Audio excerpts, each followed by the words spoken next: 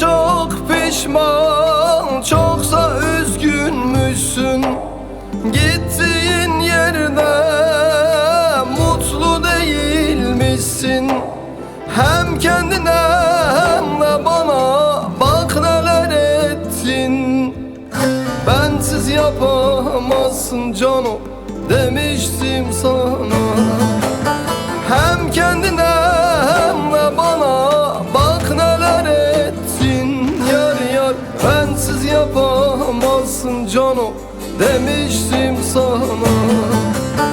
Demiştim sana yar yar demiştim sana. Bensiz yapamazsın cano demiştim sana. Demiştim sana yar yar demiştim sana. Bensiz yapamazsın hayır demiştim sana.